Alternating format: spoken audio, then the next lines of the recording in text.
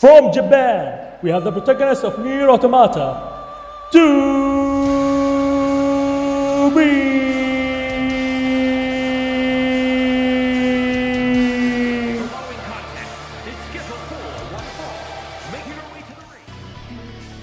Facing her, all the way from South Korea, the protagonist of Stellar Blade, Eve.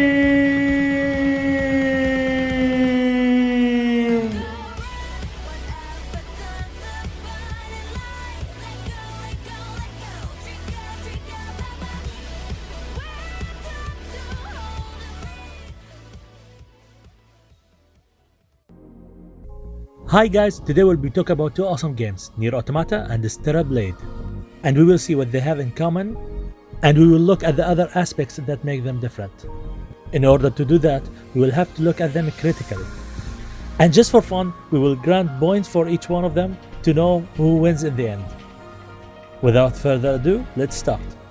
Almost instantly, when Stellar Blade first revealed as Project Eve, many compared the protagonist to Nier, maybe because of the protagonist being cool, maybe because she has bod, maybe because of her sword fighting abilities, but many compared it to Nier. So let's talk about this aspect more. So the similarities, Nier and Stellar Blade both have the same setting, almost identical setting.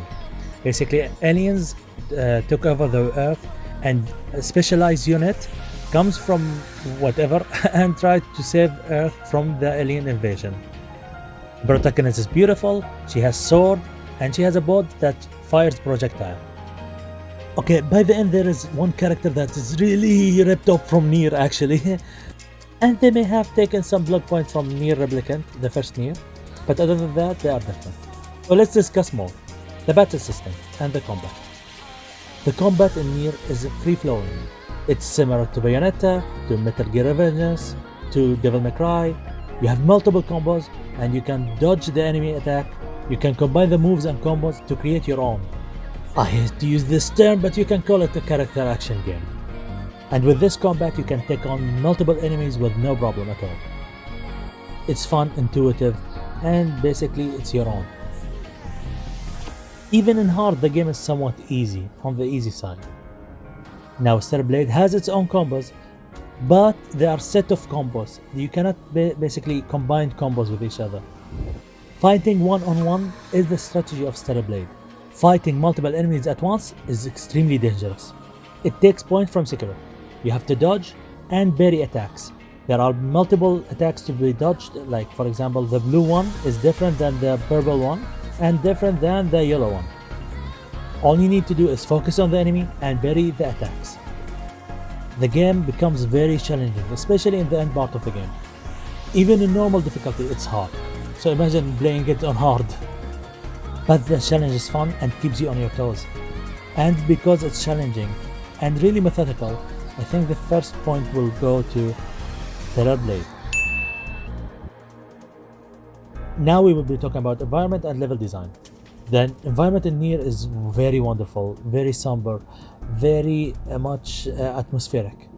The problem is that they are very small. Okay, they reuse them in a good way, in a very good way, but basically they are very small. You really want something more.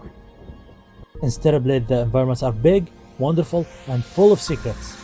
And the level design and how they created the level, actually where to go and how to find the secrets, are really integrated very well in the game. So this point will go also to Stellar Blade.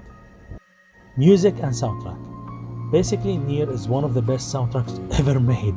So much so that the composer of Nier Automata was brought up to create 40% of the soundtrack of Stellar Blade, which made the soundtrack of Stellar Blade very wonderful. Keisho Akabe is really one of the best.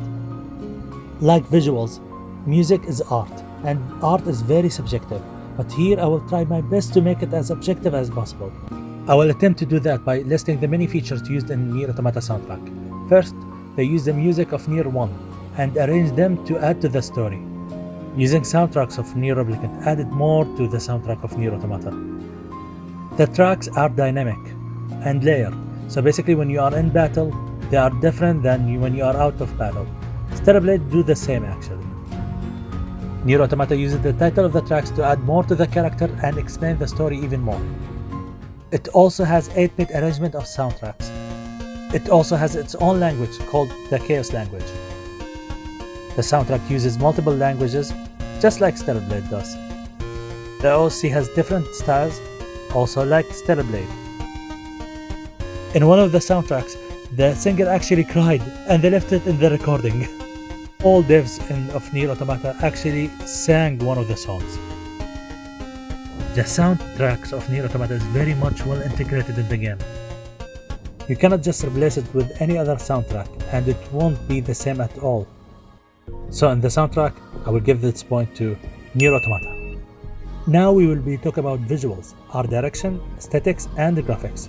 So what's the difference between graphics and aesthetics? To put it simply, graphics are the details of the scene. You can see it in the character model, the environments and everything. Aesthetic, to put it simply, is the direction and the style the game will take on. Each game has its own art direction to go with. Some games have wonderful, awesome graphics, but lacks in the aesthetics aspect. Others have lower graphics, but they use their aesthetics and art direction to their advantage. Graphics and graphic fidelity is ever evolving. Graphics from games like 20 years ago is totally different than graphics right now. But the graphics are just tools to be used by artists. So if you don't have good aesthetics, in the end, the graphics is just like a wonderful car without its keys. Wonderful to look at, but is actually useless. Stellar Blade graphics is very much better than Nier Automata. The amount of details in the characters are really a lot. But putting the cast together, you will see a problem. We have Eve. Oh yeah, her name is Eve. So get the name of the male character. Yes, Abdullah. No, actually it's Adam. Anyway, so we have also Lily. Adam is like from Call of Duty. Eve is like from Dead or Alive.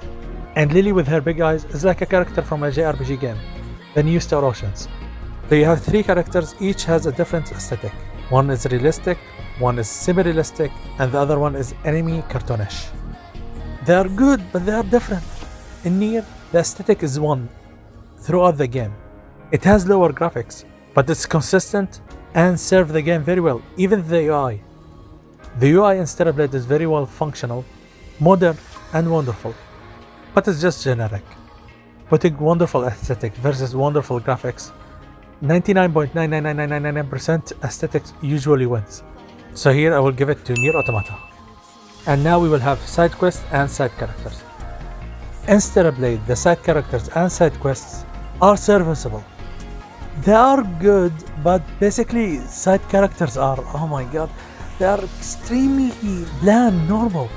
In Nier Automata, the side quests and side characters are unforgettable. There are some that I still think about to this day. Really adds to the story and atmosphere. In Stellar Blade, I remember I saw a poster of one of the characters and I was like, oh my god, I really want to know the story of her. But her story turns out to be really bland. It wasn't as good as I imagined it at all. Also, there is like one area I went through and it was wonderful. I said to myself, you know what? I think there is a side quest for it. And it turns out there is a quest for it. But the quest was very disappointing. Actually, one of the worst I went through. So here, in the side quest and side characters, I will give it to Nier Automata. And finally, we have the story and characters. Without giving away, I really don't want to talk about Nier Automata that much, but I will just put this. There are plenty of videos talking about how wonderful and how Nier Automata is one or the most profound game ever created. To many, and me included, it's a masterpiece that can never be replicated. A work of modern art. The characters grow on you by the end, and you will feel with them. Their Blade characters are just like, oh my god, the most bland characters ever, the most generic ones. Eve herself is like the most generic main protagonist ever. She doesn't have anything interesting to add to the story. She just goes through with the plot. Still better than many RPGs, but oh my god, very bland. Nothing very much exciting about her at all. So in this, I will also give it to Nier Automata. And by that, we have a winner, Nier Automata! Both are great games. If you like combat and challenge, and you want something difficult, and you like discovering places and secrets, go with Stellar Blade. If you like one-of-a-kind story that talks about humanity and philosophy, go with Nier Automata. I hope you enjoyed the video and my take on these wonderful games. Wish you a good day and see you soon!